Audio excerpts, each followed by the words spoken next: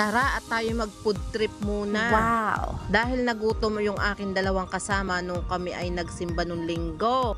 Sabi hahanap daw sila ng kakainan at iyan nga ang nakanilang nakita. Lahat po ng klase ng street foods na andito na nga po at talagang kayo na lang po ang mamimili kung anong gusto ninyong kainin. At dahil nga po ang nagustuhan ng aking dalawang kasama ay yung ano bang tawag doon, kwek-kwek. Yung itlog po yun ng pugo na ibinalot sa tinimplang harina. Dahil nga po napakarami naman po talagang makikitang pagkain diyan, pero mas masarap po talaga itong mga Pinoy na pagkain. At yan nga po yung aking dalawang kasama, talagang gutom nga daw po at yan nga po kanilang binili. Dahil hindi na nga daw po sila nakapag-almusal, kaya ayan, maagang nagutom ang dalawa at talaga naman nakakatuwa. Napakarami po palang nabili dito. Sa halagang 25 pesos po, mapapawi na ang gutom ninyo. Hindi ko lang po alam kung magkano yung iba dyan, pero yung aming binili ay 25 pesos daw po. At syempre yan po ay dito makikita sa gilid ng simbahan po ng grotto.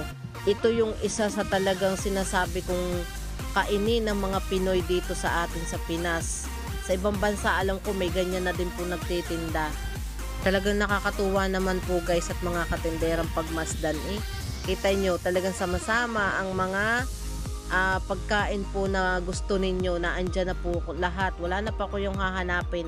Ay nako, nagkakanda bulol-bulol na ako. At dahil nakakain na nga po yung aking dalawang kasama, ayan, kami naman po lumipat dito sa kabila.